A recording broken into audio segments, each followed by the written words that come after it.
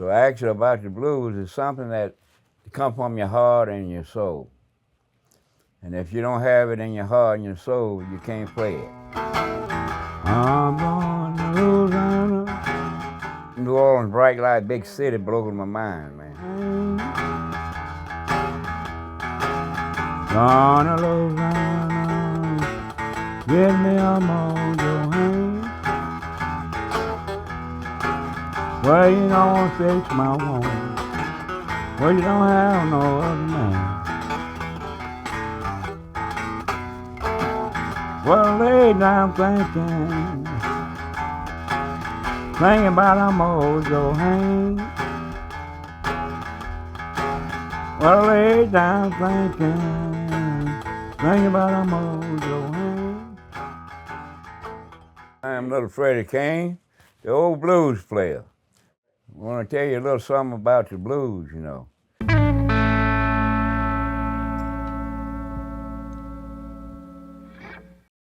My life, when I was young, I had to walk 7 miles to school. And then I had to get up at 4 o'clock in the morning and go outside and feed the cows, the mules, the horses, the hogs, and the chickens. That was my job, you know, coming up. Mm-hmm. And then after I got that did, then for 7 o'clock, I had to go to the field and then plow a mule. You know, cultivator, you know, break up the land and everything.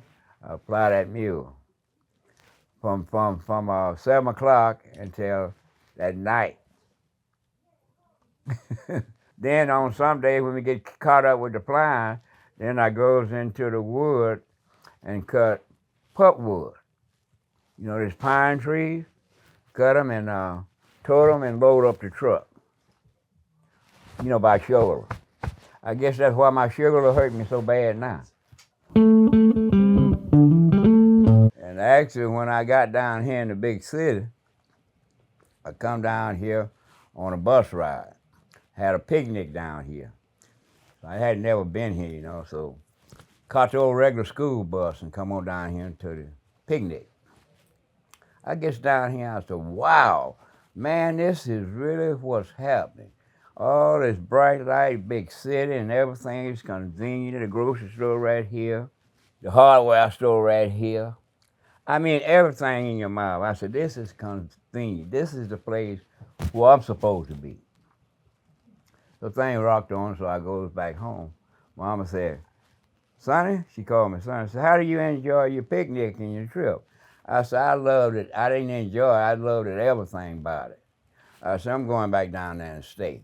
I said, that's the place for me. She said, boy, you better shut your mouth, boy. If I hear you say that again, say, I'm going to skin you alive. Say, you don't never think about going to another place like that.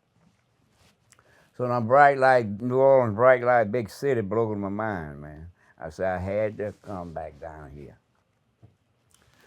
So my mom worked it in town there and for the doctor. So she went on to work and she come back that evening and I was there, you know. She said, oh, you're still here, huh, son? I said, yeah, Mom, I'm still here. And you told me not to go. She said, all right, boy.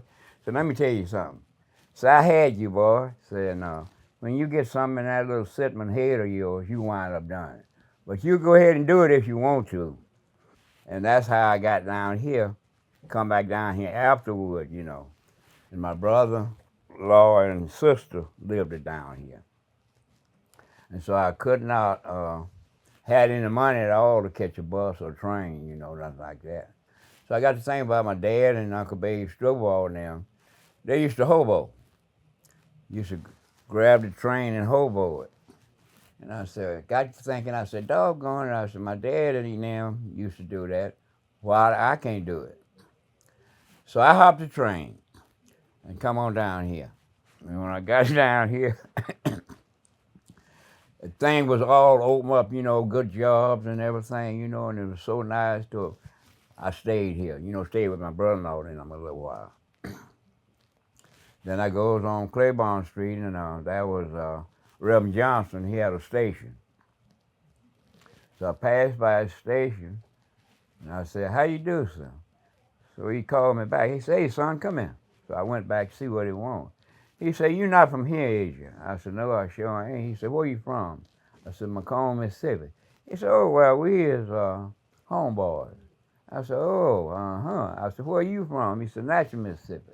I said, "Oh, that is." I said, "Uh-huh." He said, "You know anybody down here?" I said, "Yep, my brother, ma, and sister live down here." He said, say, "Yeah, I know him." Say, "What's their name?" I said, "Harry Howard and Jesse Howard." So I know both of them. So your brother-in-law worked for me 2 years. So I got glad then, you know. I said, "Hot dog, he gonna tell me where to stay, 'cause I didn't know the address." And so he said, "I never did know the address." So I went head on, you know. He said, "You come back tomorrow, come back here tomorrow, I'm gonna give you a job." So sure enough, I went back by that the next morning, and he gave me a job.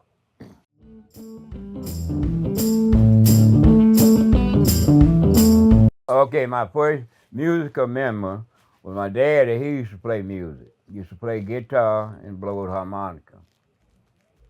And he used to sit on the porch and play the guitar. When he get off from work, he'd go straight in the house to the corner and get the guitar, come back in the rocking chair, and start playing.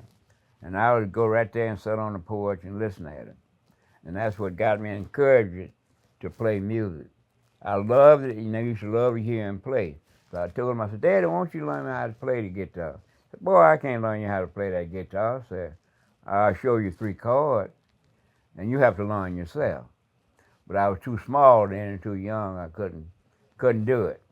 So then after I got down here, I bought my old guitar at Silver Roebuck, you know, acoustic guitar. Paid like $5 for it. Then I got it on credit, paid like $1.50 a month on it. And Lordy mercy, I'm telling you, so I beat on it and beat on it on my way to work, on my way back home. And I wasn't getting nowhere, you know, so I goes back to Silver Rope, then I buys me a little record player. So I bought a couple of records and throw them on there. And it was too fast, you know. Too fast for my computer up here. Too fast. So I looked on that and I had to see 3 speeds on that. So I kept it moving the speed, you know, and got it on 33 1/3 and it drug the record. So then I could understand word by word and understand note by note. And that's how I learned to play a few notes of other guys. But I still couldn't do it. I had to make a version of my own that would come to my mind and hard, you know. And then I would sit down there and make my own version and then play what come to me. And I started on 1 string at a time. So finally I got it. Thank God for that.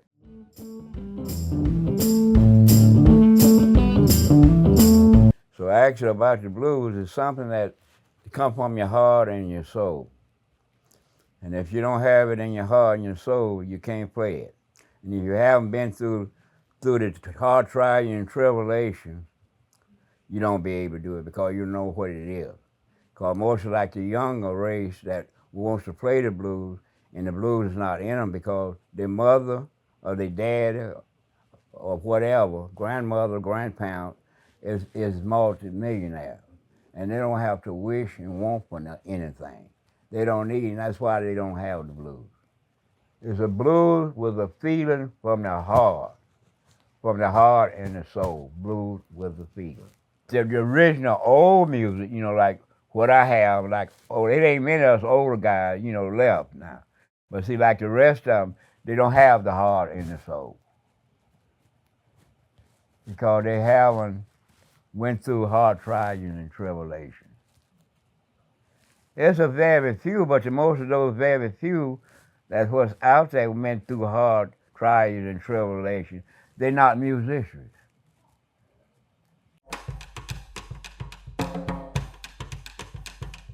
When you sing it, all the heart and soul comes out of you. And just like natural, you know, when you're not done it, when you're not playing, you can't get it to come out harder. But when you're playing and everything, you get the thrill. And There's no end to it. You feel so good, you feel like a sister in the amen corner when you want to start to shout. But actually, the blues came from Mississippi. See, like Big Boogie Bill Webb, he from Jackson, Mississippi. Harmonica Williams, Jackson, Mississippi. Slim Harpo, Mississippi. And see, all those Mississippi guys, biggest of us, come down here. And see, like down here, that's why I said blues from New Orleans. I learned how to play here, and I cut my first album here.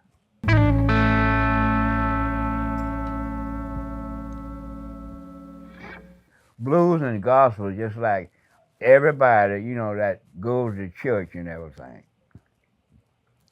And when they have the communion and everything, they have the soul and the heart from the Holy Ghost and the Spirit, the Holy Spirit. And that's the same as the blues. You get this heart and the soul and the spirit of the blues. It's the same thing, just like goose pimples, chills, go over and everything. That's the same thing as the gospel. Gospel and the blues is the same. It's the same. When you're using it in the right way, in the right particular way. Because now when you're not using it in a particular way, well, then it's the devil's music. See, like I use it in a particular way because God gave me the talent and for an honest, hard-working job. And a musician, playing music is one of the hardest jobs that you can have. But when you play it, you get that feeling, and you get that thrill, and you get the Holy Ghost, and you can't stop. It get good to you. It get good. It's a dose of medicine. It's the best dose of medicine in the world. It's better than any doctor's prescription. Because when I go to the doctor, he said, "Let me give you a prescription for this thing." I said, "Oh, no, doc, keep it for yourself. I don't need it. I got something better than your medicine, doc." He said, "What is that?" I said, "The blues." I said, "It kills all pain. I'll be half dead when I get on stage and I hit a couple of notes there. Boom! I don't feel a pain. I feel like I'm 15 years old."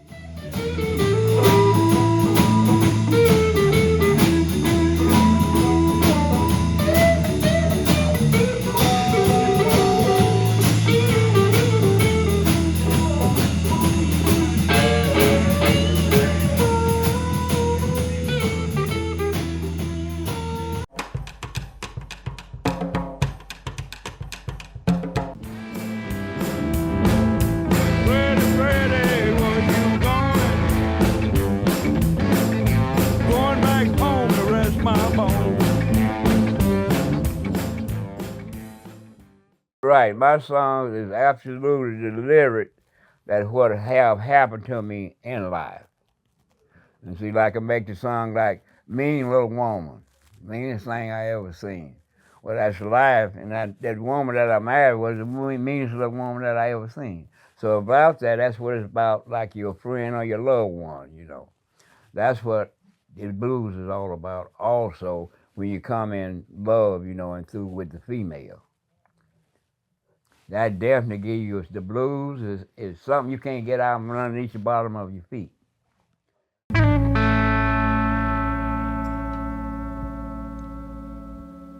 Just like the song like Smokestack Lightning. Like what Howlin' Wolf made. Smokestack lightning shine like gold. Can't you hear me crying? How hoo, hoo, hoo. Can't you hear me crying? Smokestack lightning. Then you say, "Look here, woman, where did you stay last night? Where did you stay last night? Can't you hear me crying?" And that ain't nothing but the blues there. Because, once your woman go out there and stay somewhere and stayed all night, you're going to want to know where she stayed at.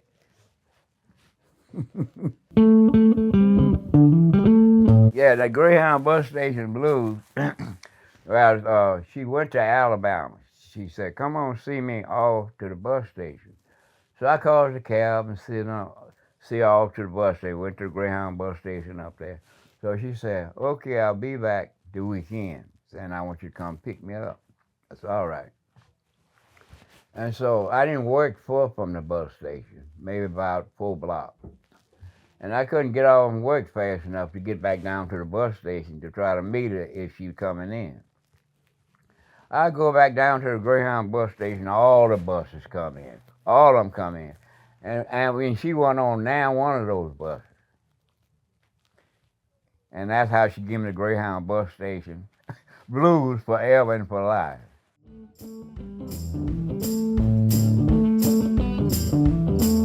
Exactly. Hit is hard to kill. It's more alive than a cat have. It's more alive than a cat have. So a cat have 9. So I done had more than that. So thank God he let me see more than that. So man, sure. I was shot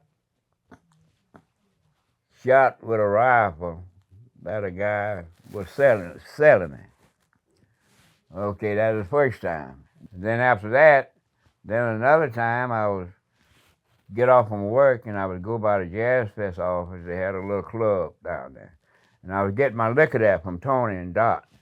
And so weekend come, then I go pay him. And so Quentin David called me up. He said, Freddie, you better come and get your deposit. Said, because I'm going to Texas and I'm going to be gone for 2 weeks. So if you don't come and get it today, you have to wait 2 weeks before you get it. I said, okay, I'll be by there.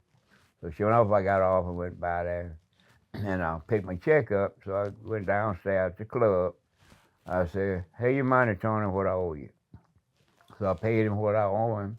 And when I paying what I owe him, he'll give me a fifth. So I was sitting there sipping on my fifth. So another guy I thought was my friend, Joe, he was sitting over in the corner with his woman. And he gets on the phone and called his wife up at work 1 block from me at Roof Cozy Corner. So Freddie's down here on the corner down. He got an ass pocket of money, and he's treating all these hoes and bitches. And then his wife was good friend with my wife. So she called her up. Said, Amy, get your behind out there and come on down here. Said, Freddie got an ass pocket of money. So he gave it to all them bitches and whores down there and buying them drinks. And I hadn't seen now woman, except the one Joe was with, you know. So Joe, when he got through blackmailing me, then he said, Freddie, you want a drink? I said, no, Joe, thank you, man. I said, Tony, just give me a fill. So I walks out of there. You know, when you're drinking, you have to use the bathroom often.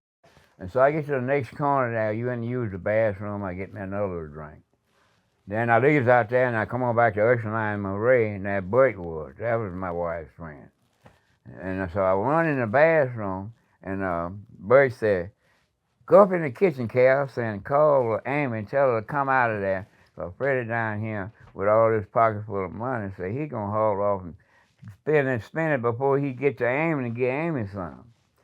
And so Amy told said, I can't come out there now, I'm cooking. I'm in the middle of my cooking. I can't come out there now.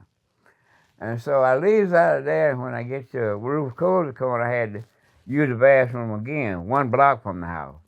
And I run in there and use the bathroom and come back out, and so Vicky said, where you going taking your drunk ass at? I said, where you think you're going? I said, I come in here and use the bathroom. I said, now I want a drink. I said, you too drunk to need one. And she had already called my wife. And my wife had come in the side door, sitting by the autophone. And I couldn't see her, when I come out the bathroom. It's dark, in there. And so when I got to the door to come outside, had Francis standing there, Charles's wife standing. Said, Mr. Freddie, said, will you do me a favor? I said, Francis, if I can, what is it? Said, would you buy me 1 beer? I said, sure, Francis, I'll buy you 1 beer. I said, because as many drinks as your husband Charles had bought me, and many drinks as he had bought my wife. And so when I turned around and got the beer and come back to the door to pass it to her, somebody tapped me in the back. And when I wheeled around, it was my wife. And she come down with that big Dutch. Bam. Blood went everywhere. And so I grabbed my Dutch out of my pocket, and when I jumped out the door, when you hear me that Dutch, I jumped out the door, and she was coming right behind me, and she hadn't been drinking. And I stabbed back at her to cut her back, and she ducked. She ducked like a prize fighter, and my knife went in the wall. And I was trying to get the knife out the wall, and she run home, wide open, and got home and locked up in there. And I had my 357 Magnum in there, was loaded with explosives. And I used to hide it upstairs, and so in a flower base. And she went upstairs and got my 357 Magnum and come back downstairs. And I was bleeding like a hog, man. I was hauled off and snatched my screen door off, and hauled off and kicked my hard door in. And when I kicked my hard door in, boom, boom, boom, boom, boom, boom, boom, boom. That's all I hear. And after that, I didn't know nothing. I passed out. Shot me 5 times. Yeah, then after that, then she had to know. They put her in jail, The state police told her and talked it over with her and said, now look, say, we won't send you to prison. Say, you have a choice. Say, if you take care of him and nurse him back to health and keep him with his medicine and everything, don't let him want for anything. So now if you do that, we'll let you out. And so they talked it over with me too, I said, well, you can give it a trial. Say, let her out, and see if she do that. And she did that. She didn't let me need for anything, medicine, water, food, nothing. She waited on me like a little teeny baby. And after that, we had no more humbugs or nothing. No more. Because she didn't want to go to the penitentiary. In the studio and everything. It's just the same as me being on stage playing. Just the same thing as me on stage playing. Because once I don't get that feeling, well, then I can't play. Once I don't get the thrill, I can't play.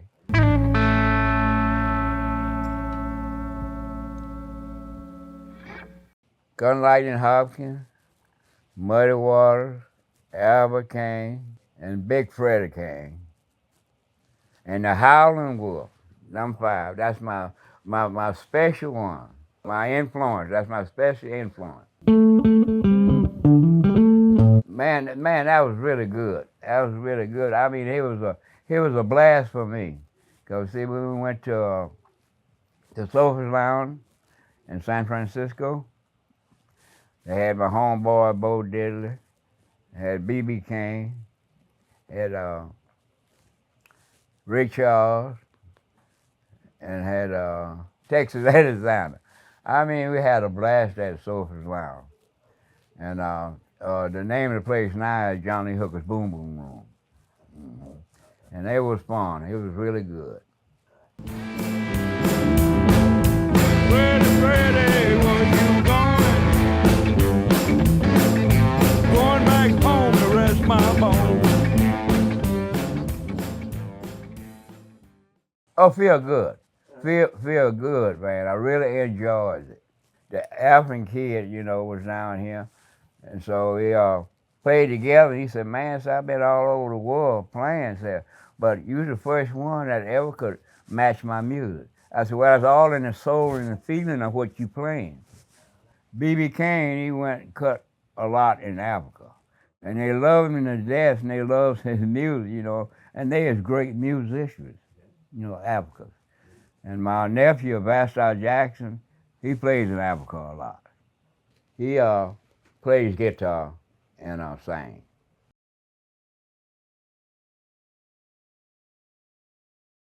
Actually, what it is more like Texas. It's Texas blues and hard rock blues and rock blues.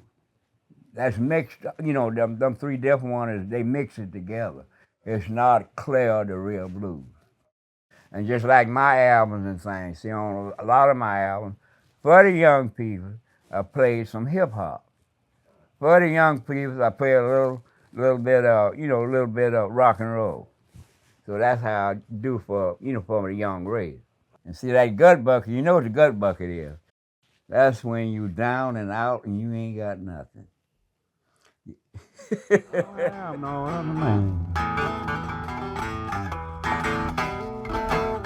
Whole ground was my bed. No, the rock was my pillow too. Cold ground was my bed, rock to my pillow too. Well, you know my face got girl. Well, you don't have no other man.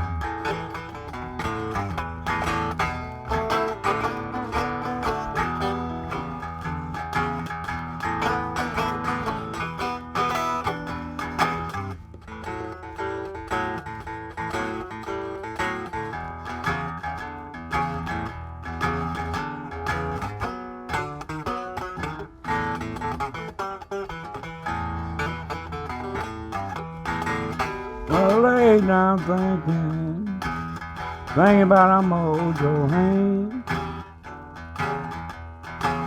Well, I lay down thinking about our mojo hand. Well, you know my face got woman. Well, you don't have no other man.